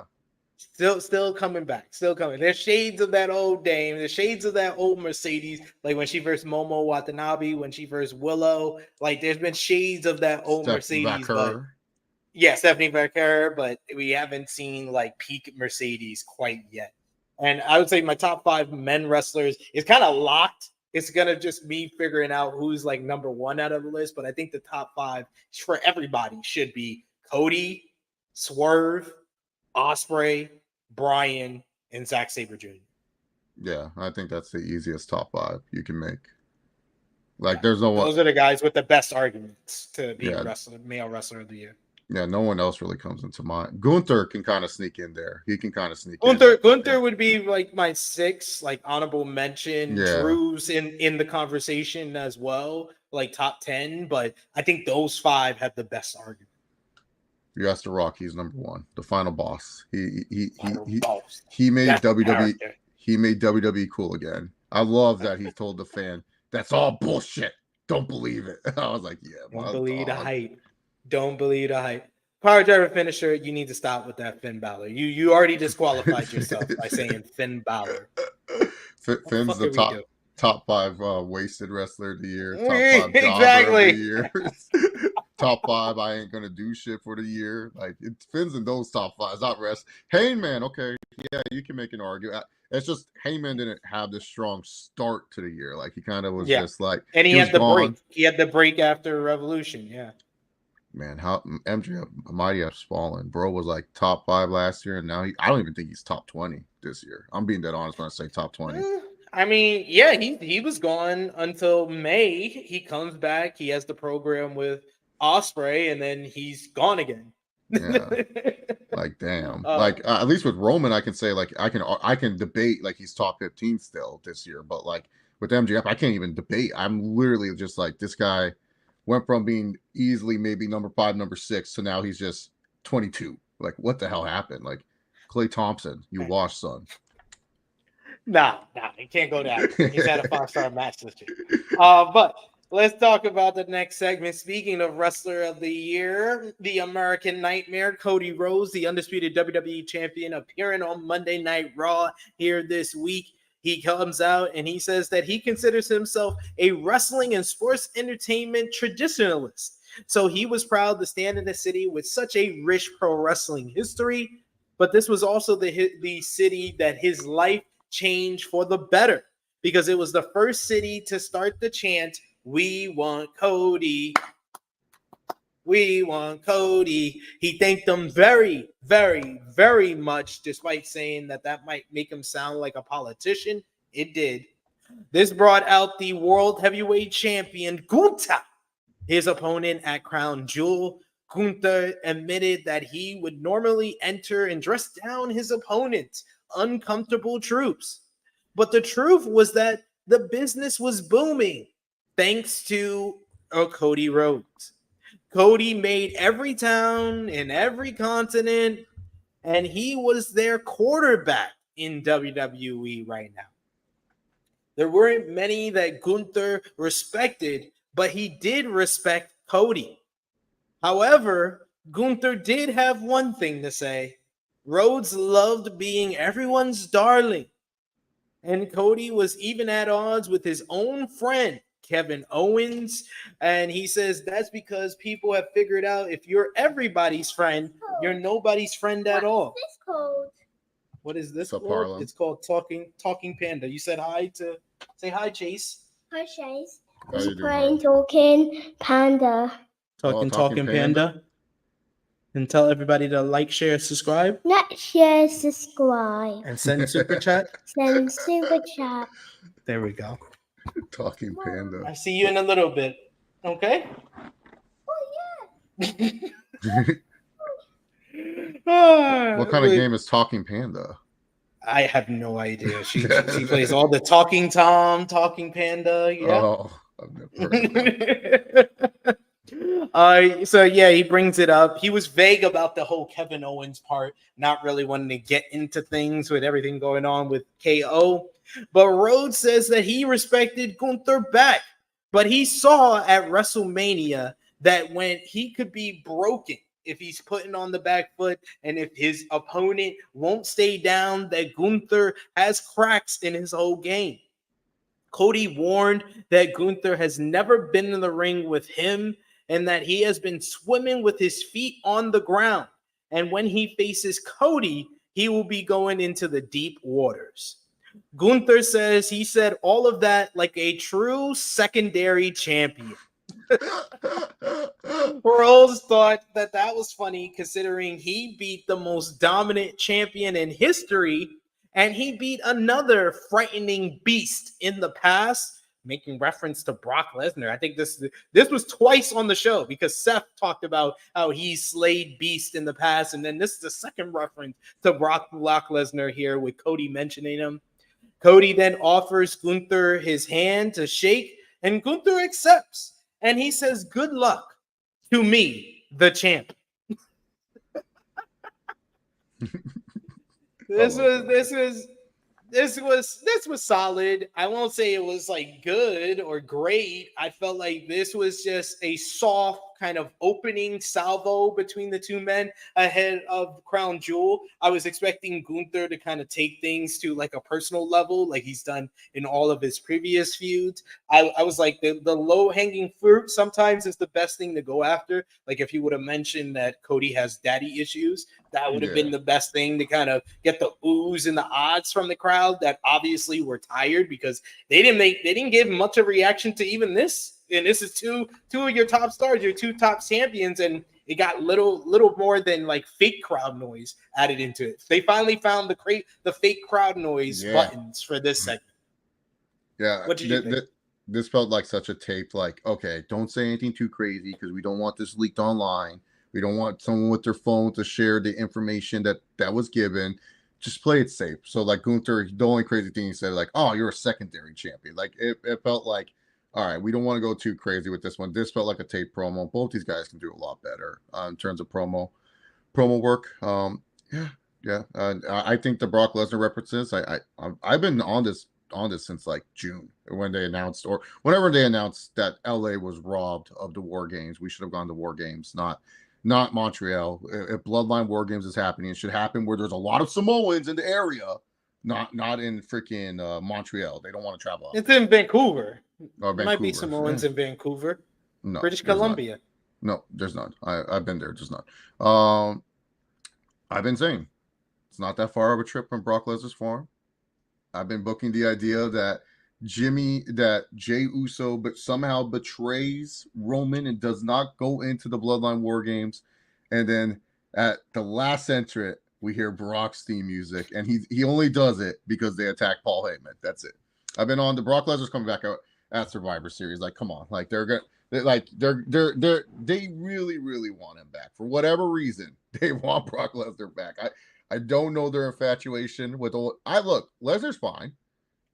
I get you want Lesnar and Gunther really, really bad. Is this what you want for Gunther? He just beats up all these big guys that we used to love. Sure, that's fine. I just don't know if we need it right now. But yeah, I think you should save that for like next year's SummerSlam or something like that. Like I feel like the better story for Gunther at WrestleMania would be Gunther and Cena. Yeah, Gunther and Cena would be good. Cena going for 17. Because like Gunther will just be like, "Oh, you're washed. You're not the champion that I used to respect. Hustle, loyalty, respect, never give up. You're not. You're going to give up against me. That's what I'm going to make you do." And stuff. You're hiding your insecurities like you hide that bald patch on your head. Oh man, dude, that's right. Why can't Cena just go back to the? Why does he have this? Like, can you go back to the fade? Like, just go back to the For fade, real? bro. Just go to the fade, bro. Embrace the Clippers. At this point, this is sad. Yeah, I saw him on the AMP live stream that he did, which I felt was very culture shocking. Just didn't look like himself, bro. I'm just like, bro, like this is not my. This was the instance that he should have came in his wrestling gear for this instead of wearing a suit. Yeah, I get it. You were there for McDonald's, but come on. Look, John Cena, all I need from you is this. Please go back on another cycle. I don't care. Oh, it was clean of steroids. Yeah, right. Fuck you. You were never clean. Go back on a cycle. I need that Cena back, not this skinny actor Cena. I'm jacked to the fucking gills. I'm outlifting everyone, John Cena, for WrestleMania. I need that against Gunther. This hulking. I need it where it looks like you can't even do the spin out powerbomb. That's the Cena I need against Gunther at WrestleMania. I've been on the Punk needs his WrestleMania main event train for too long because Triple H owes him. But then again, I don't want it because then I want Punk angry again. The angry Punk is better than happy Punk. They gotta keep motivating Punk. Be like, hey, you can get it if you're motivated, if you're serious. Oh no, we're gonna take it away again. Here, take it back. Cena's got a main event his last WrestleMania. Sorry, Punk. Cena and Rock are main eventing. Sorry, Punk. The same reason why he was mad in the past. These guys are part-timers and they're coming back. Take my spot. Cena gets night 1 with Gunther, and night 2 goes to Rock, Roman, and Cody. Sorry, Punk. Do you think Cena will pull the same thing he did with Theory? He's like, I don't want to be in the building too long. Me and Gunther, we can go first and get people in the seat. Because Vegas, it is like LA where people do not show up early at, like, even Las Vegas Aces games. So like they'll definitely pull the, oh, you can't miss it. This big match will kick off the show and stuff. So that'll be the only way to get Vegas packed in the crowd. You know how people were saying the triple threat, like, oh, Rock. No, how about this? Night 2, it kicks off with Rock and Roman. You hit the nail head, the check on the nail of Roman gets his open or his main event, and then you get Rock versus Roman.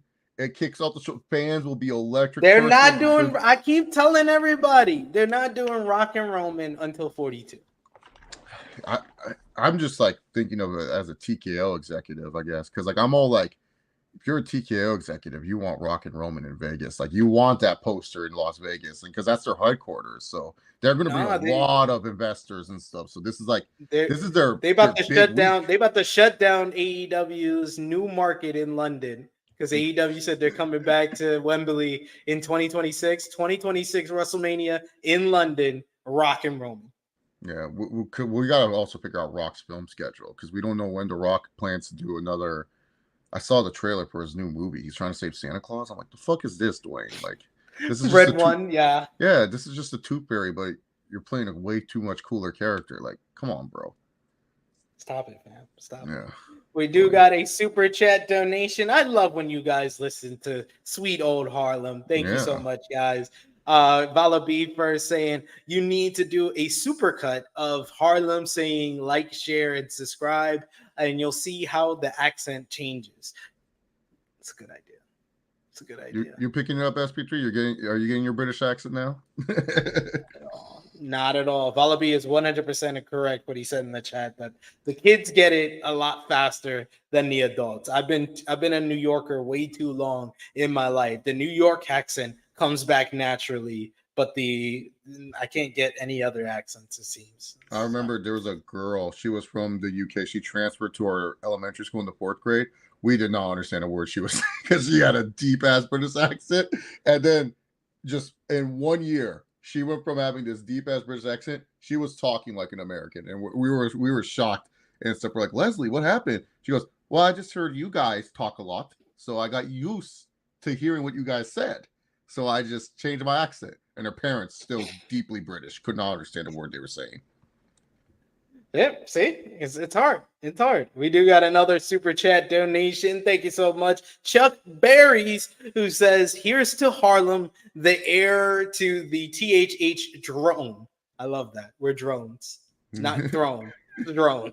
Yeah, well, she'll be playing some video games on here. We'll be seeing Roblox, RuneScape, whatever's popular at the time. We'll be at like 50 to 100K, and it will become like a Talking Tom video game channel.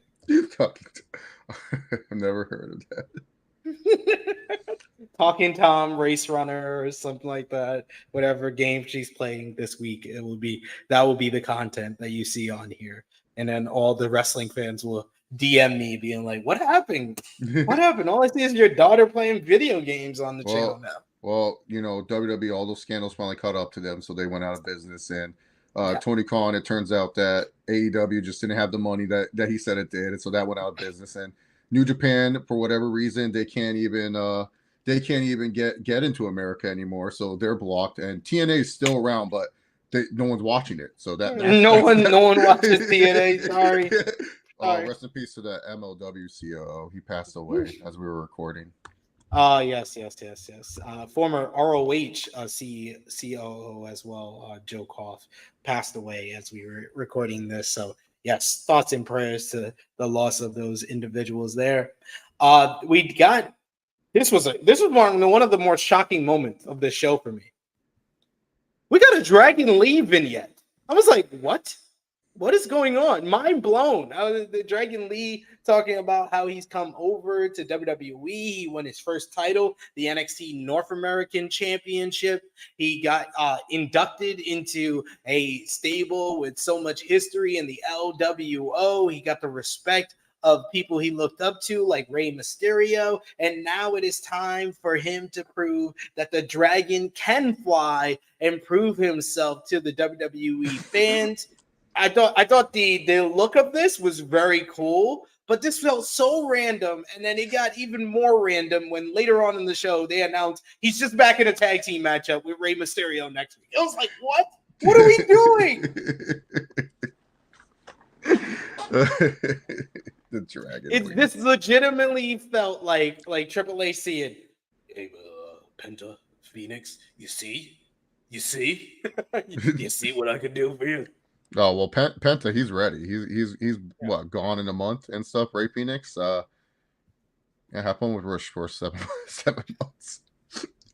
This just definitely felt like Dragon Lee was. Rey Mysterio said, "Yeah, you can film a segment, but he's not a single star. I'm the main luchador right now." That'll be interesting. How does Rey handle Penta? I know Penta ain't gonna deal with Rey Mysterio's bullshit. He ain't take it. That'll be the most interesting thing. Is if Rey goes, here's the LWO shirt, and Penta swipes it away, I'll be like, damn, they're actually doing something. But who knows? Maybe he just beats Santos. Who does Santos have? Humberto and Angel Garza. Those fools are just kind of... Los Garza. Yeah, they're just kind of chilling there and stuff. They had a funny segment, right? They got the scratches because of the nightmares or something. All weird stuff. But yeah, I'm hoping for some type of push for Dragon Lee. But yeah, he will team up with Rey Mysterio in the World Tag Team Title Tournament, which kicks off which continues next week. More on that in a bit. But up next, we got Braun Breaker going one-on-one with former WWE champion Kofi Kingston. Kofi went right after Braun in the early going, but Braun took control through a commercial break. Kingston made a comeback. He hit the SOS for a 2 count. Braun caught him off the ropes with a suplex, and then he followed up with a spear. Barely an inconvenience. Braun Breaker picks up the victory. The match went 8.5 minutes, had a commercial in between, so we only saw 5 minutes of this. Back-to-back weeks with the New Day having sub 5 minutes or sub 5 minutes TV time on the show as far as in-ring matches. Post-match, Braun went to attack Kingston post-match, but Xavier Woods comes out to make the save. He runs and chases away Braun, but Braun comes from behind and attacks him. He goes for a spear when the Intercontinental Champion, Jey Uso, comes down to the ring. He delivers a super kick to Braun, and then he follows up with a big O spear. Jay goes to check on the New Day when Braun gets up on the apron, and he gets yet another super kick, laying him out as he bails out of the ring.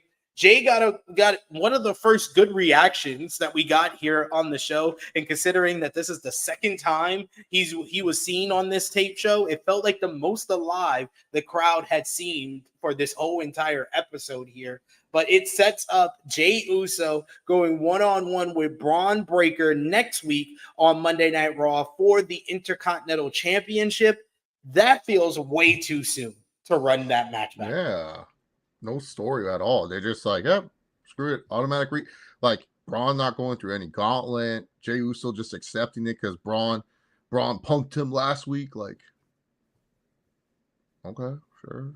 And I didn't get much from this matchup because, like I said, it was only like 5 minutes. It felt like barely an inconvenience for Braun. Yeah, like this didn't even like develop anything from Kofi and Xavier Woods. Like Woods didn't even do anything like suspect or something to cost Kofi a match or whatever. Like, yeah, this couldn't. There was no one else. Like they couldn't just. I guess they already used Akira Tozawa. They couldn't find someone else in the back. They're just like, hey, go lose to Braun Breaker real quick. Like. Yeah, it felt weird. It felt weird that there was like New Day has been like a highlight of the show each and every week, and they barely got anything. I would have thought they would have done like at least like a backstage segment before the matchup where like Wood says, "Hey, I'm not going to come out with you this week. You got to do it on your own. Yeah, it didn't work out when you were in my corner last week."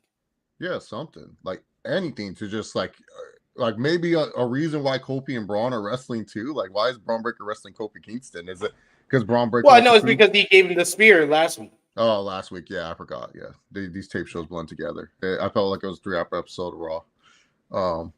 Sometimes you forget stuff on these shows. Yeah, so you speared him. Yeah, Fair. Okay. Fair. You think the audience was confused live? They were just like, "Oh, what? I thought this was a 2-hour Raw. You didn't know it was 3." There was like they like at the end. I'll probably St. Louis was like, "Hey, that was a good 3-hour Raw." And they realized like, "Oh shit, we saw 2 episodes."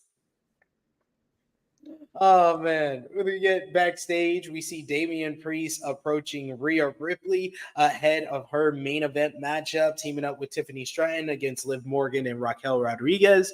He asks if she wanted him out there for the tag match. She said that she was good on her own. She said that it was Tiffy's time to stand on the apron and look pretty. They did pipe in some fake laughter for that, but it didn't even they piped it in before the punchlines, which was the bad part of this. Ripley said she told Priest to move on from the Judgment Day. She basically advised him to move on from them, but he said that if she had a beef with the Judgment Day, he has a beef with the Judgment Day, but he did agree that it was probably time for Damian Priest to once again become Le Campion once again, and they hugged it out before her tag team matchup before she went out there. I would enjoy a TV main event of Damian Priest challenging Gunther for the World Heavyweight Championship, considering how great their SummerSlam match was. Oh, absolutely. I think it would be a really, really good match. I think that definitely should be one of your we don't want to put Gunther on this PLE. All right. Priest Gunther. Put him on the TV show. Why not? But yeah, you could tell this was filmed way too early or something because Priest probably already left the building. Hey, you want me to go out there to help you out? Don't you have to be on the road soon, Damian? I could take care of this. Like that was the main reason. Like it's so funny. Rhea's like giving Damian the advice. Probably should let go of the Judgment Day. I won't let it go, but you should probably let it go. Like maybe the thought is, well, because Liv is the champion, so that's why Rhea won't let it go. I don't know, but I just thought it was so funny. Like you're giving bad advice. You're giving the advice. It's like the person that's like drinking, telling the other person that's drinking, you should stop drinking, bro. It's not good for you. And you're drunk too. It's like, bro, you're drinking just as much as this motherfucker. Like, I'm not listening to you. You should probably listen to your own advice, Rhea, and get away from the Judgment Day. Ask Adam Pearce, hey, can you trade me? Is there any way? Go SmackDown? I can take Nia. I can beat that girl. Like something. I don't know. Yeah. Yeah, that was funny. That was funny. Next up, we got R-Truth going one-on-one with The Miz. This match was set up last week on the show, a battle of awesome truth. You get, before they start locking up for this matchup, you get a big cut-in by the Wyatt Six with a little like, and it says Ezekiel 2017. I'm gonna look it up now. Ezekiel Oh God. 2017. I think it's Oogly boogly doogly. 2817. 2817. It's 2817? Oh, I thought it was 2017. It looks like a 28, unless it's all just cracked up. I don't know. That could be an infinity sign for all we know. All right, so Ezekiel 28:17 says, "Your heart was lifted up because of your beauty. You corrupted your wisdom for the sake of your splendor. I cast you to the ground. I laid you before kings, that they might gaze at you." Oogly boogly. The Final Testament come out after the quick cut in from the Wyatt Six.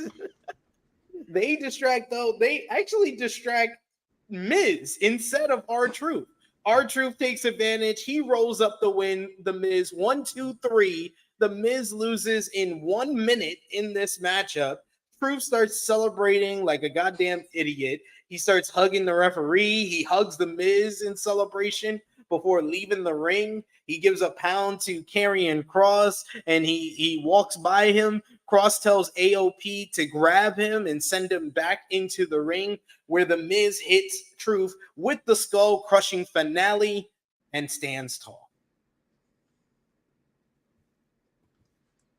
I mean, it's kind of like the Show versus Doki match from King of Pro Wrestling that went 14 seconds, except this match went 50 seconds longer, and it did not need to go 50 seconds longer.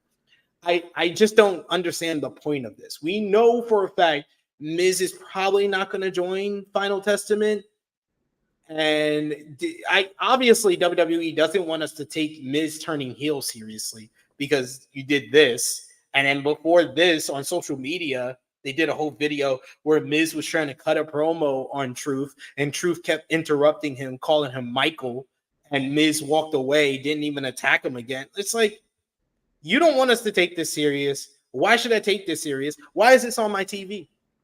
This feels like when I'm playing WWE 2K career mode, and then it's like my guy has nothing else to do, and then Karrion Kross pops up. This feels like a WWE 2K career mode thing that I don't want to play. Don't want to watch this. Don't really care for it. Miz, yeah. What are we doing? This is 2024. Miz doesn't need this type of turmoil in 2024. Miz is good at helping people stay over, helping people get over. That's it. He does not need a character arc in 2024. Like, what the fuck are we doing? Like, this is like giving like the character that's been on the TV show for 7 seasons. It's like, hey, maybe we should make him a main character this season. No, he does not need to be a main character this season. He is perfectly fine as the side character, doing his side character things. I thought they were building up this Kross thing because they were like, oh, like, remember, like, early summer, oh, Kross is beating 8 world champions. This is like his 9th one or something like that. Thought they were building up Kross, and I don't understand Kross's infatuation with Miz. They don't explain anything with Karrion Kross. It's just like he just does shit, and it's just like, Triple H, I hate that you like this guy so much. Like, so many other guys you could have liked. Like, no, it's Karrion Kross, but whatever. He's going to continue to like him and push him on our TV. Seems so. Then we got the most interesting part of this show, Chase. Backstage, we see Jey Uso going into his locker room, and he sees none other than Jimmy Uso, who asks Jey if they can talk. Jey looks upset as he walks right back out of the locker room. He goes into another locker room to change and put on his gear and grab his Intercontinental title. Jimmy goes looking for him, and he eventually finds him, and he says he pleads with him to talk and to just talk for a second. And Jey says that he wants nothing to do with his brother, The tension was palpable here, but this was obviously a pre-tape segment that the main crowd watching this show last Monday did not see, because all of the setup for this was on SmackDown, where Jimmy told Roman that he has one person he knows they can ask for help against the Bloodline, but apparently that one person, his twin brother Jey Uso, wants nothing to do with Jimmy after turning on him last year. This makes a lot of sense, the character motivations of both men here, and I thought this was the best part of the show, even though it's like 2 minutes of this whole entire 2-hour show. Hey man, Jimmy, he does his best, bro. Like, this is a real soldier to the tribal chief. He tells Roman how it is. I love my tribal chief, but he's outnumbered. He needs the help of main event Jey Uso. As much as it disgusts me saying that, there's no way we should be asking this traitorous piece of shit for help. But hey, screw it, gotta help him. Got no one else. Like all the other Samoans are going elsewhere in the world, so got to get some help here. But yeah, that was the best part. And I don't understand WWE. Like, they could have easily played this segment and like in front of the crowd, and like, who cares? Like, yeah, no, they won't see SmackDown. They won't know the context behind it. But even then, it would have been interesting enough. Where even if they saw it live, they would have been like, if they watched it on SmackDown, like, oh, okay, that's why he was on Raw. He was trying to ask Jey for help and stuff like. But you could have even done that for the people that were there live. It still would have made sense in the order that they did it. Like, they saw this, and then when he's suggesting that one person they can call for help, then Roman knows without the fans even chanting "Ye," and then he knows to say, "No, Ye, I'm not with you. I'm not." Yeah, no, they could have easily showed this to the live crowd some way, somehow, like without it going on the show. Like, they should have done that, because the fact that Jey opens up his locker room. Exactly, no pop. As Jimmy's sitting there, no pop. I'm like, oh, what? Like, how? This should have been like everyone just like getting all crazy for this. And I don't know how they're going to, like, honestly, this is the only thing. I just don't know how they're going to force Jey to join back with the Blood. I feel next week, I think Monday, Tribal Chief has to pull extra duty. Hey, Roman, I know you don't like it. Go to Raw real quick. I think the Bloodline cost Jey the Intercontinental Championship. Yeah. How did they get? I think that's how you lead to Jey having to team up, because the Bloodline have to become his problem again. Do you think like Solo goes up on Raw and he goes, "I saw what you did. You could join us," and then Jey just goes, "I ain't dealing with any more family shit, Oos. I'm good, Oos. I'm the IC champion." And he does that, and then afterwards, Soul's like, send him a message, and then Tonga Loa and Tama Tonga send a message. Jacob Fatu, you're not on the Jacob Fatu pay grade yet, Jey. Maybe in a couple weeks. I would like it. That's a good idea, though, to kind of slow burn it even more, is to have like Solo try to recruit Jey into coming to his new bloodline underneath his little brother. That would make sense as well. So yeah, I like the fact that they are slow burning this story, because it can't just be Jimmy asks Jey to team up and Jey's like, yeah, sure, No. He should be conflicted, because this is bringing out some of the Jey Uso that got him over in the first place before he became the Yeet Meister. Yeah. The character work of Jey Uso back then was so great. You're out? Well, then I'm out too. Exactly. Oh, my goodness. All right. They did announce next week in Philadelphia, Jey Uso versus Braun Breaker, Intercontinental Championship in 2 tag team title tournament matches. New Day versus AOP, Rey Mysterio and Dragon Lee versus the Creed brothers. So we'll see that next week.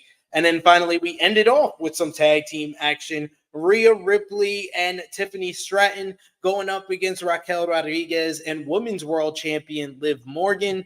Ripley and Stratton argued outside of the ring early on, which led to the heels taking advantage of this. Raquel and Liv pulling off their old tag team move, where she powerbombed Morgan onto both ladies on the outside. We went to a commercial break like 2 minutes into the matchup. Morgan and Rodriguez worked over Stratton for a little bit here, got taking advantage of things until Ripley was able to make the tag. She eventually hits Riptide on Morgan and gets a near fall before Rodriguez breaks up the cover.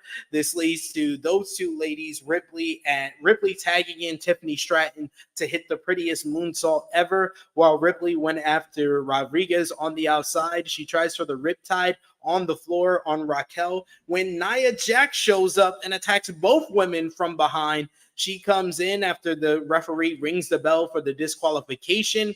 She grabs up Tiffany Stratton and asks for her help. Ripley went after Jax, but Morgan attacked Ripley from behind, taking her out. Jax laid out a Morgan and then hit her with a big leg drop. She then follows up with the Annihilator in the corner, and then she looks at Tiffany like, "Bitch, what you doing? Cash in." And Tiffany takes her time. She grabs the briefcase. She's like hesitant a little bit because I feel like she really wants to cash in on Nia after Nia's bullying over the last couple of weeks. But that gives time to Dominic Mysterio and Raquel Rodriguez to run down and pull Morgan to safety as we end the show. I guess this was built to Liv and Nia, which I think the most interesting thing about the Liv and Nia build is that seems to be pushing the fact that Nia wants Tiffy to cash in on Liv. That's the story they're going with for the build. I didn't feel like the cash-in was going to happen, so I wasn't getting excited when this was going on and stuff. I felt they could have used this match, give Liv a big win before, she's facing a woman in Nia Jax. She just annihilates everyone, but no, it's okay. Like disqualification. God protect. Rhea said that don't work for me, mommy. That don't work for me. Pulled the Hulk Hogan card out. Tiffy's been losing to all the challengers for freaking Nia as of late. So why couldn't she take the loss here? No, Rhea's protecting Tiffy time for whatever reason. Like she's like, you hear that pop, brother? I feel like Liv Morgan didn't go to the gym enough or something. I don't know. Doesn't want to put her over. Don't want to put her over. Not this week, mommy. Yeah. But we shall see. We shall see how everything kind of pans out with that. But this was a show.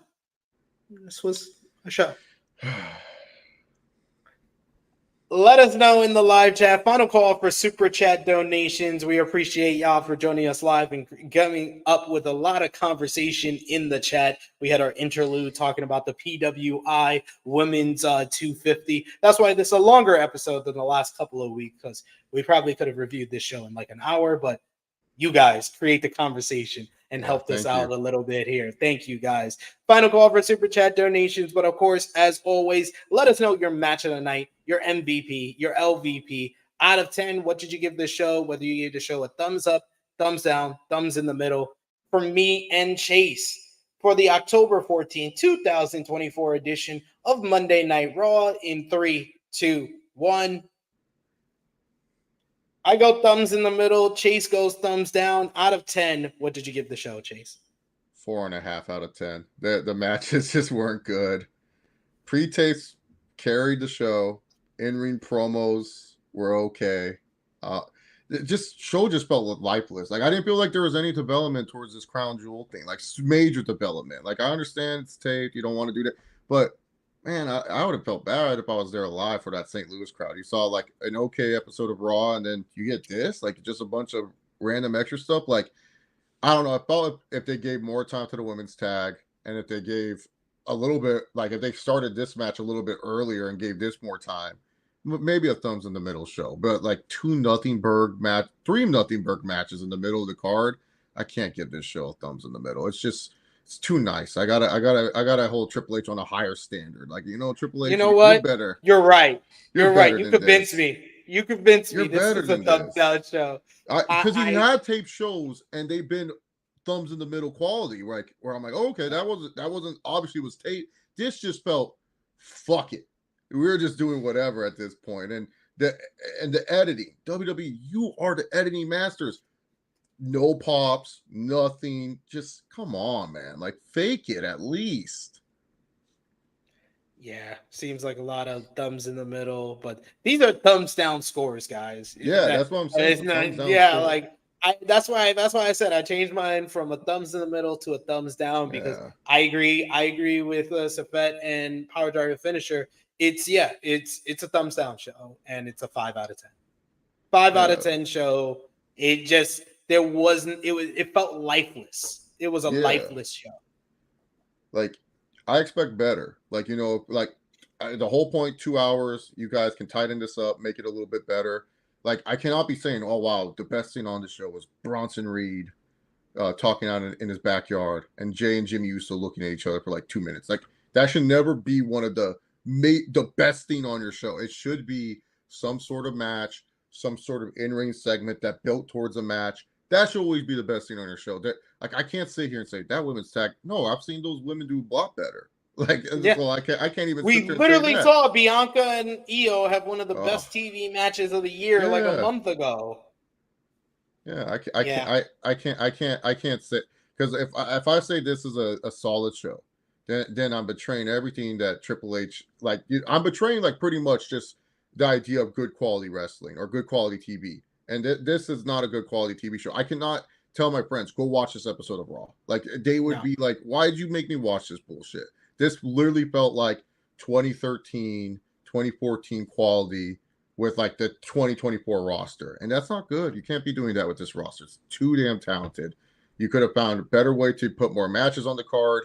So yeah. Yeah.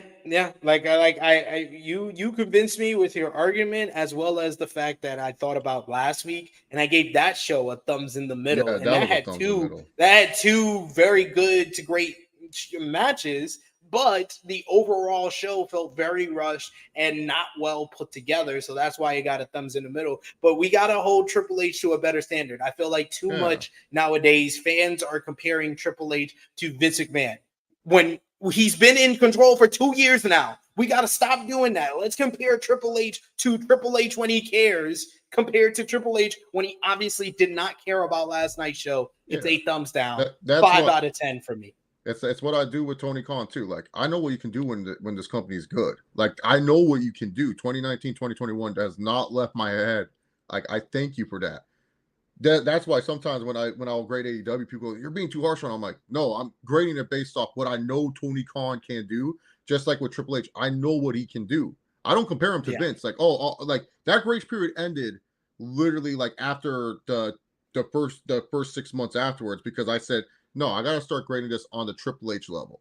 And Triple H was doing good stuff. Like, heck, we've done how many Raws, we giving them thumbs up, 8 out of 10s and all that other stuff. This was just not a good episode. Like, you cannot convince me this was good. Like, especially when, like, I was sitting there watching it. I watched it twice. I watched it just to make sure. I'm like, maybe I was just angry about my bets not hitting or something. Like, maybe because sometimes I'll be in an emotional state, so I'll have to like realign my thinking. And I rewatched it, and I was just like, no, it was just this bad of an episode. Like, there's nothing about this episode that made me say, oh, there was good storyline progression. There was natural things that made me want to care about watching next week. It was just like you said, like, it felt rushed, but then it felt like we don't have the talent and we know that this is a taped show. Like, but you got to put in better effort. Like just because you're 2 hours now does not give you a grace period. You should be much better now that you're 2 hours. Like, if this was 3 hours, now I'll be a little bit nicer and just be like, oh, it is 3 hours, and they had to force somehow to get 3 hours out of this. But this is a 2 hour show. And the whole time we were saying this felt like a third hour of Raw. Like, we should not be saying that about a show. So I'm sorry, Triple H. That's why you'll get LVP tonight. You are definitely the LVP. I know you weren't there live, but you are definitely the LVP, because I expect better from you. I expect better from you when it comes to this.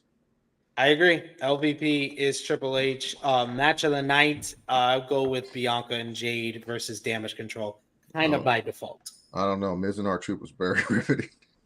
The whole 50 seconds. I would definitely give that the match of the night, 100%.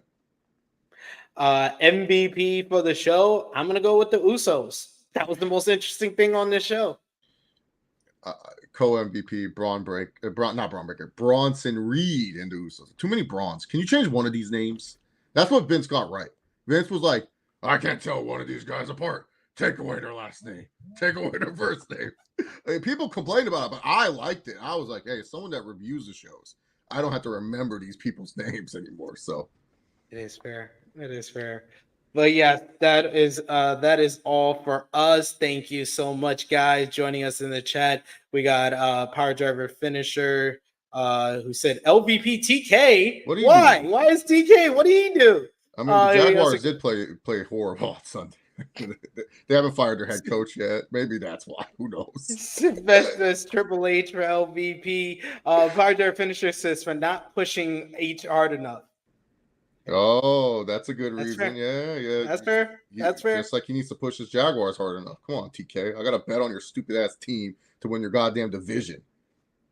Power Driver Finisher says MVP, the Usos. Safet says match of the night, Damage Control versus Bianca and Jade. And he says MVP, he agrees with you, the Usos and Bronson Reed. But Chase, thank you so much for filling in this week. Always appreciate talking about Monday Night Raw with you on a Tuesday. Maybe start an hour early, so I have an hour before I have to get to work. So I appreciate you for that as well. But Chase, the floor is yours. Let everybody know where they can follow you on social media, when they can see you on YouTube again. Yeah, you guys can follow me on X at ChaseOliver68. Check out the Around the Point Network. Steve, Walter, sometimes Big Mike, and I talk about wrestling on there. My schedule's a little bit limited on there right now due to my personal life, but if I'm on, I'm on. I'll let you guys know. And then tonight on the True Hill Heat Sports and Entertainment Channel, Stacking and I will be doing our NFL Week 8 predictions. Well, one of these weeks. I don't know. NFL's flying by fast. This is the fastest football season I've ever watched, but we'll be doing our predictions for that. I need to catch up. I'm losing too much. I keep taking these stupid underdogs, but we'll be live on that channel. So come in and join and talk about football with us.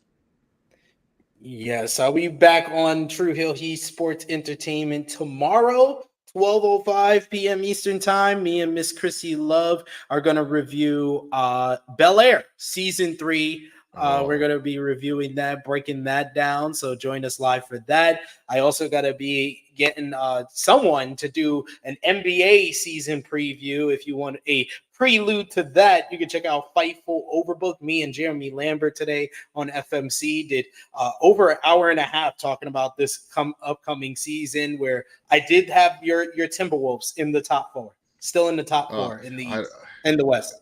I think we'll disappoint the major fans, but we'll still make we'll still make a run in the playoffs. I think we're more built for like the playoffs, but I think seeding wise, I really like Memphis. I think Memphis is going to make a huge comeback. I was high on Memphis. I had them at a 6 seed this season because I think they're 1 year away from getting back to where they were.